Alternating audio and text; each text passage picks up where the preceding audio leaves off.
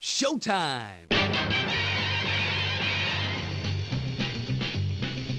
Spider-Man, Spider-Man, does whatever a spider can. Hi there, welcome to With a Hyphen, a weekly Spider-Man podcast where we go issue by issue from when Spider-Man was first published to read everything and anything Spider-Man. I'm your host, Aaron, and it's been a while since you've heard my voice, probably. I can explain, life got in the way, so after issue 2, what was meant to be a weekly podcast kind of very quickly dropped off, and months later I'm bringing you episode 3. But I've got a plan in place to keep things going at a decent pace weekly, and life isn't as in the way now, so, that's a plus. But we're back, and at the end of the episode, I'll mention ways where you can support the show, where to follow the show, stuff like that, as well as how you can email in. For this week, though, we've got issues 3, 4, and 5 of Amazing Spider-Man. So we're going to see Doc Ock for the first time. We're going to see Sandman for the first time. And we're going to get to see our lovely web crawler Spider-Man face down with the ever-evil Dr. Doom. So without further ado, let's get into discussing these issues. Oh, and quick note before we go in, because I forgot to mention it when I first recorded the intro. I recorded the parts for issue 3 and issue 4 and 5 months apart, so they might sound a little different, and there might be some stuff I say that doesn't totally connect together, but otherwise, it's great. Your friendly neighborhood Spider-Man at your service. Amazing Spider-Man 3. This issue is definitely different than the last few in various ways, but first off, creative team as always. Stan Lee, Steve Ditko, and John Duffy is back on letters. This is the first appearance of Doc Ock, the first appearance of the Daily Bugle, and the first use of the Spider Signal. But, like I said, this issue's a little different from some of the other ones we've read, and I mean that more in the sense of, character work, how it looks, stuff like that. It feels like other issues we've read, but it feels very different at the same time, because it goes into a different mindset for Peter, and the art feels a lot more horror-like. And I think that has to do with the villain of the story being Doc Ock, Doctor Octopus. So this issue, Amazing Spider-Man 3, basically goes through Doc Ock's origin and his first battle with Spider-Man and all that. I thought this origin of Doc Ock was interesting. The way his mind gets corrupted by the arms, right? Because the arms are these things he uses to deal with nuclear radiation, kind of like how he does in the Raimi movie. But in this, what happens is the radiation hits him and it corrupts his mind. That's how they describe it. The radiation, messes with his mind, like the nuclear radiation, because there's a meltdown. And if you look at a lot of comics from, this era, the 60s and whatnot, post, World War II and all that, radiation is kind of, not a good thing. You have the stuff with Bruce Banner, who gets turned into this Jekyll and Hyde monster. You have the Fantastic Four, who do get affected by radiation and do have their powers, but it affects the Thing poorly. The Thing becomes this kind of rock monster. In this, it turns Doc Ock into this just corrupted scientific mind. And that's a lot of characters. A lot of characters who get their powers through radiation. It isn't always necessarily a good thing. There are some people that it does work out for, but a lot of characters it doesn't do really all that well for. It ends up like this, where something becomes wrong, it changes their personality, it corrupts their mind, and it's very much a origin of a bygone era. Radiation, I guess, is still sometimes used as an origin for characters, but it's mostly for heroes, I feel like. I think it's become sort of a thing where it'll give you powers and the person will be good, whereas before it would also kind of corrupt your mind a little, or give you powers that would inflate a part of your mentality. In terms of Peter, him gaining the powers kind of boosted his ego a bit that he already had. And in the case of Doc Ock, it just kind of drives him insane. But radiation usually leads to something going wrong or changing on a mental basis with a lot of characters, at least in this era. But when we first meet Doc Ock, he's definitely very a positive guy. He's like, I can use these arms to do all this stuff. I'm going to change the world. And then his mind gets corrupted. And the arms get stuck to him. He's literally, caught in a nuclear explosion. How he survives is beyond me, but the arms become attached to him permanently, and his mind is corrupted.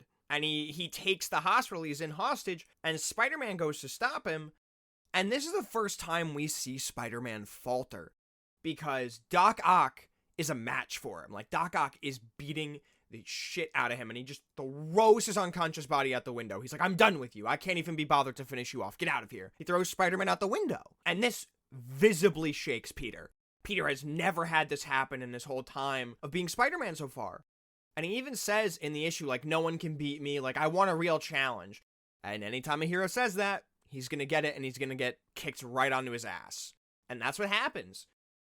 So a good portion of the issue is devoted to Doc Ock, kind of showing how evil he's become, but another part of it is devoted to showing how just not confident in himself anymore Peter is. And this issue has a guest appearance of the Human Torch, who they're like, okay, Spider-Man's not around, no one can stop this guy, we'll call in the Fantastic Four.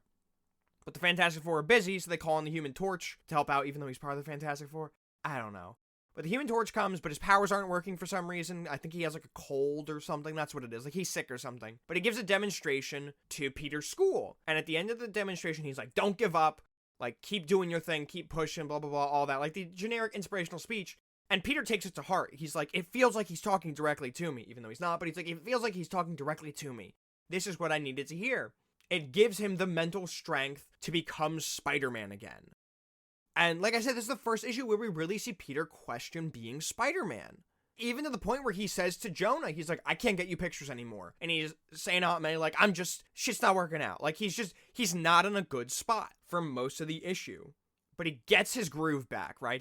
It's Peter's new groove. He gets it back, and he goes to face Doc Ock again, who, Doc Ock is over here like, I'm gonna cause a nuclear meltdown, and I'm gonna control America's nuclear power, the power of the sun in the palm of his hand. He's out of his goddamn mind. He's just like ready to wipe out half of New York, causing a nuclear meltdown, basically. But Peter goes to fight him, and he's like, all right, I couldn't beat this guy last time. How am I going to beat him this time? And we get to see Peter use his science abilities. He creates a concoction that makes Doc Ock's arms like melt together when they touch, and it's really cool. Like, I love that they had Peter use, science in this. I love whenever Peter uses science. He used it in the Vulture issue a bit. But in this issue, there really is, like, a good few panels dedicated to it. Doc Ock even says, like, you think this is going to stop me? Like, your little concoction or whatever. So they make a point of pressing home, like, Peter's using science partially to beat this guy. And science isn't just good enough. Like, Doc Ock is an absolute force of nature in this book. He is unrelenting. Nothing can stop him. Peter beats him by, like, the skin of his teeth.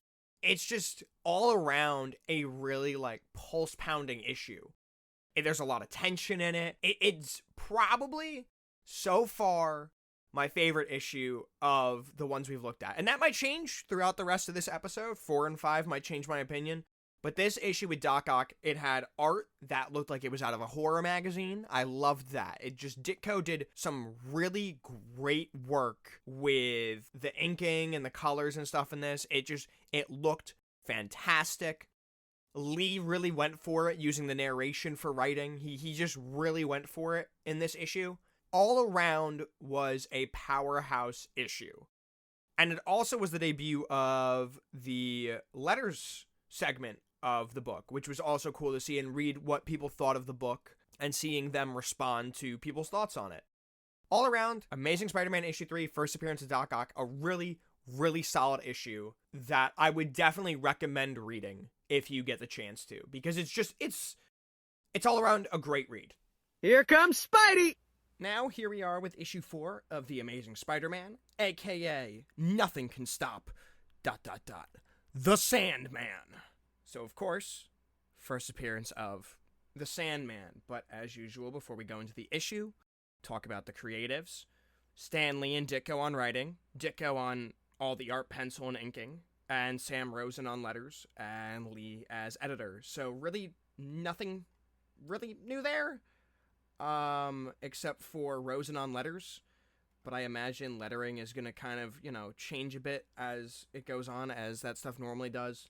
But Lee and Ditko are going to be pretty much on it until Romita takes over. So I'll keep naming it for a bit, maybe, but that's to figure out another time.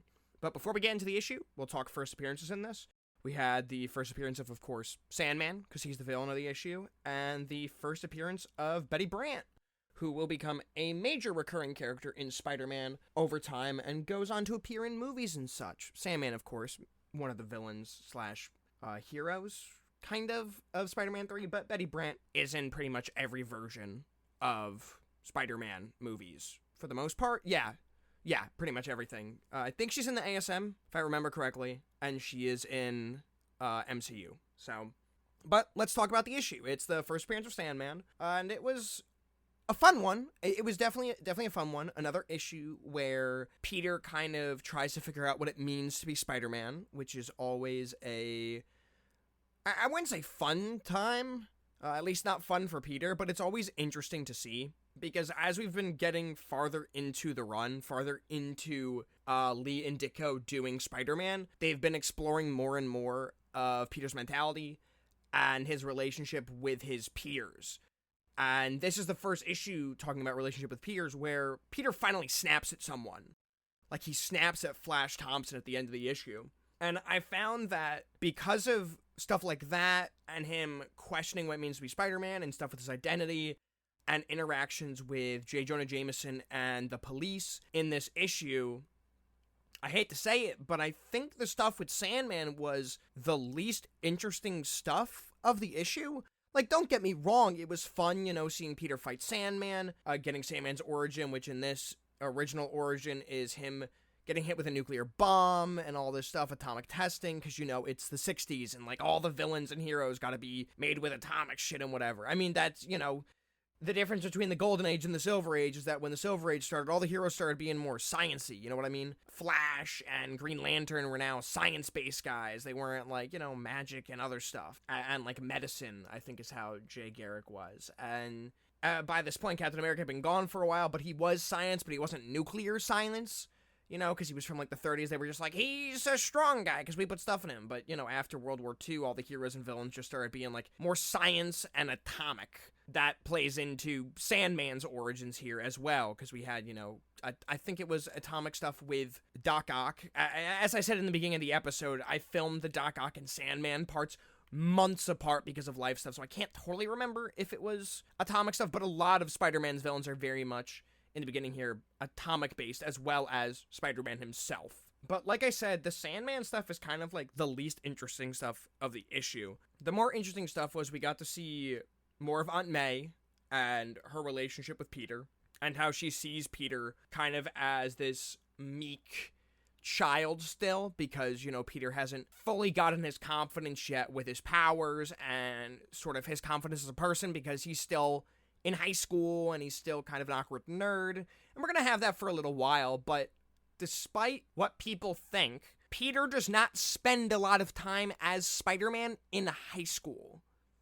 Because if I'm remembering correctly, he does become a college student during the Ditko era, which isn't very long compared to other eras. Like, this issue, right, comes out in 1963, yeah? And John Romita starts drawing Spider-Man in 66. So for about 3 to 4 years, it's Ditko. But in that time, he does become a college student. So in terms of the history of Spider-Man, his time in high school isn't really that long. So it's interesting to see this, like, meek and more reserved Peter, because in so many of the movies, like, they play into that, but it's not a major part of it. Like, in the Raimi movies, yeah, he's awkward and stuff, but he's not, like, a total pushover. Like, the moment he's confronts Flash, he's not, like, a real pushover anymore. In ASM, Peter's he's awkward, but I wouldn't call him, like, weak or cowardly or anything like that. And then MCU Spider-Man is just kind of like, he's just kind of dorky. Like, he gets bullied, but people for the most part like him. The only one who really seems to have a problem with him is Flash. Whereas in the original comic here, everybody's got issues with Peter. Like, people just rag on him.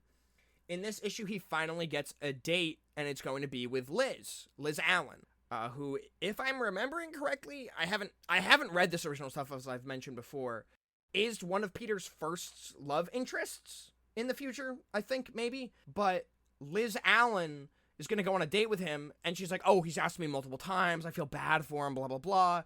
And it doesn't end up happening, and she's, like, calling him a coward, and everyone else calls him this and that. Like, she stands up for him a little at the end, but not enough to really make up for the fact that she also was ragging on him. And then you have parts of the issue where Peter's walking by the crowds in New York, and they're ragging on Spider-Man too, and he's just like, what is the point of me doing this?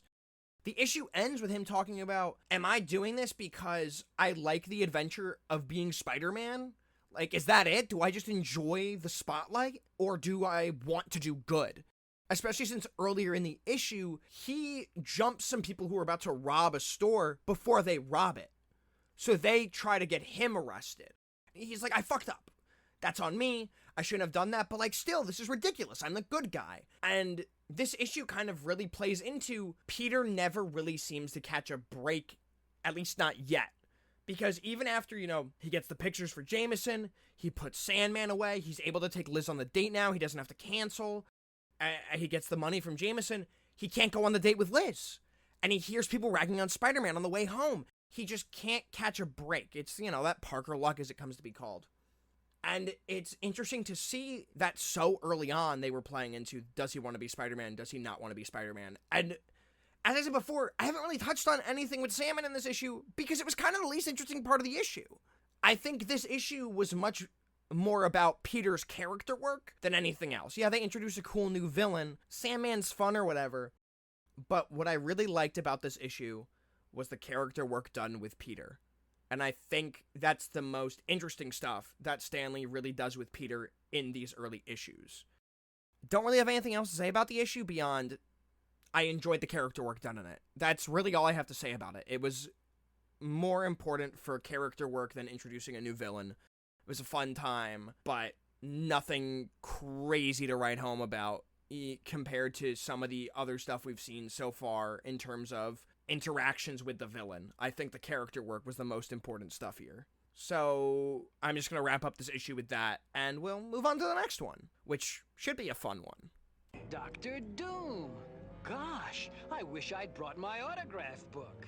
And now we're on to Amazing Spider-Man, issue number 5, Marked for Destruction by Doctor Doom.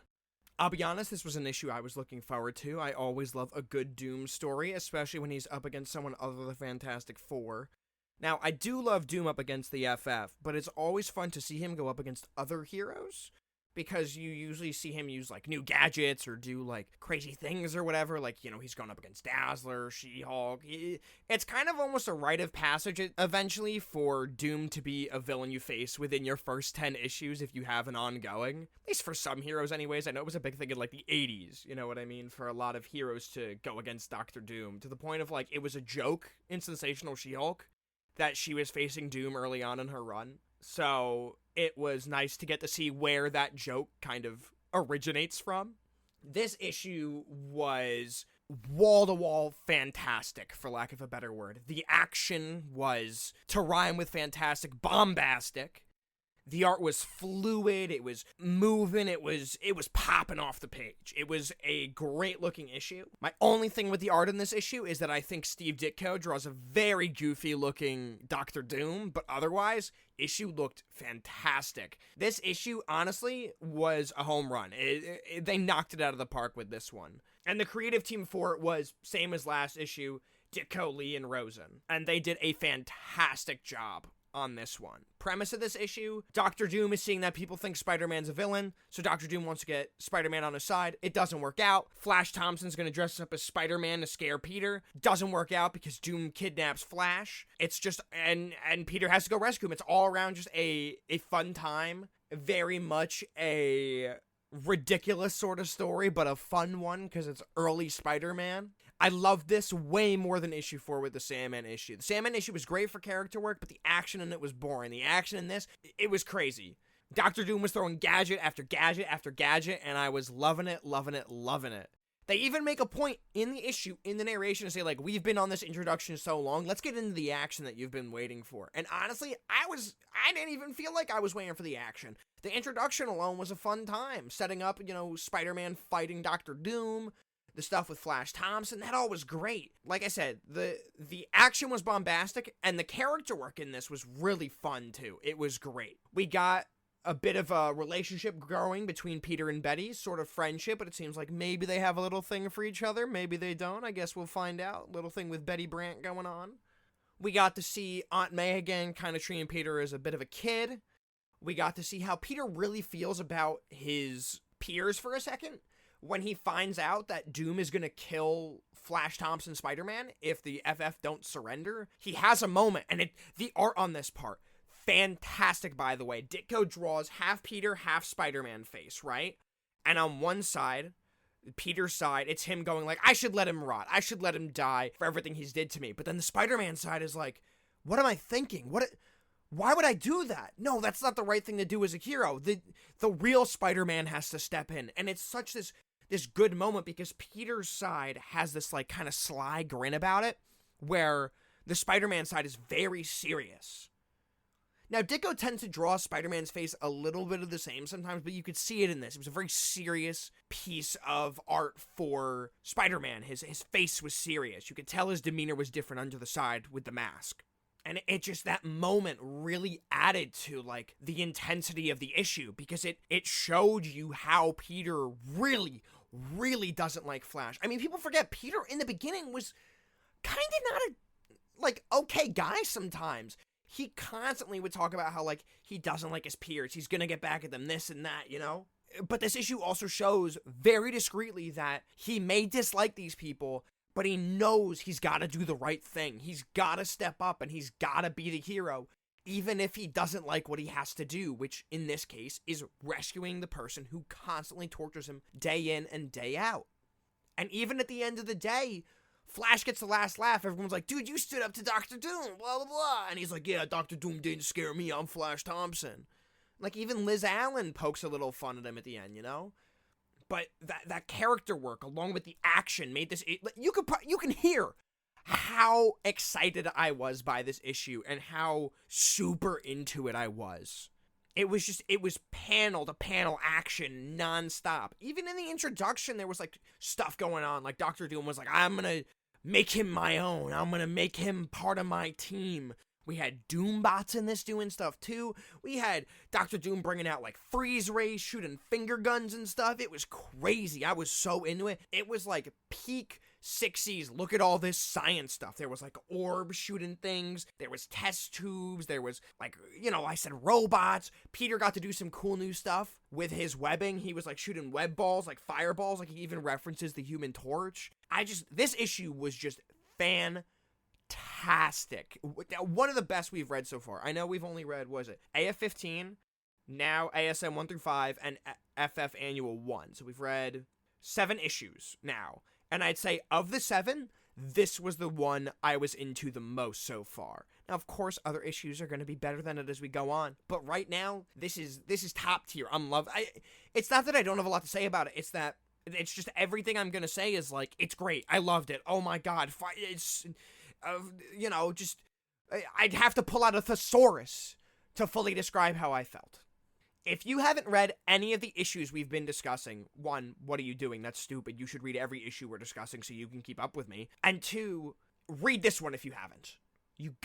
This issue is just so good. I'm pretty sure there's a True Believer out there of it, or a facsimile of it that you could buy for a few bucks. True Believers don't get too expensive. Some of them get up there, but this one doesn't. So if you can pick up this issue in some way, I highly recommend it. It's so fun.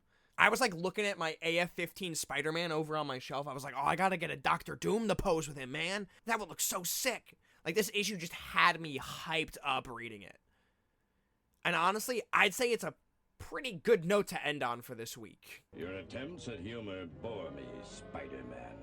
Fortunately, I won't have to listen to them much longer. And that was this week's episode of With a Hyphen. I think we had some pretty good issues this week with the first appearance of Doc Ock and that issue with Dr. Doom. The Sandman issue was alright. Not amazing, but alright. I said at the beginning I would talk about ways to support the show as well as the email. First, I'm going to go over the email, which I'm going to do every episode. The email for the show is withahyphencast@gmail.com. That's withahyphencast@gmail.com. You can send in questions, comments, concerns, recommendations, really anything you want to that email, within reason, of course. But in terms of supporting the show, we do have a Patreon set up. The Patreon is just straight up with a hyphen. And there's a link to it on my website, isolatedcomics.com. I don't use it a ton, but I am putting links to each episode on there. I'm going to be using it for other stuff as well coming up soon. It's just been kind of sitting there for a while, so I'm using it as sort of a home base for the show. But at the moment, the Patreon, which I don't expect anyone really to support, I'm not, begging people to support it. It's just one of those things where if you want to show your support, you can. But at the moment, it's only a $1 tier. Episodes will be posted on there. There will be updates, stuff like that. Like I said, just a $1 tier. But if it gets support and the show gets bigger, I do want to do other things on there, like exclusive commentaries on like shows and stuff, like the old Spider-Man cartoons, do commentaries on those, things like that, as well as playthroughs of old Spider-Man games or just any Spider-Man game, really. If you want to support the show, you can go do that. Just subscribing to the show, honestly, is more than enough. Just putting it on your RSS feed by going through like Spotify, Amazon, any of that, that's enough. But yeah, you can email in it with a-cast@gmail.com. You can get all the info for everything over at isolatedcomics.com, isolatedcomics.com. But I'm going to wrap things up by saying that next week, we're going to be taking a look at Amazing Spider-Man 6 and 7, as well as Strange Tales Annual number 1, and Strange Tales number 115. So we'll have a little Doctor Strange next episode. That should be fun. So I'm going to leave you until next week. My name's Aaron. I've been your host, and this has been With a Hyphen. Gotta run! Or swing. You know what I mean.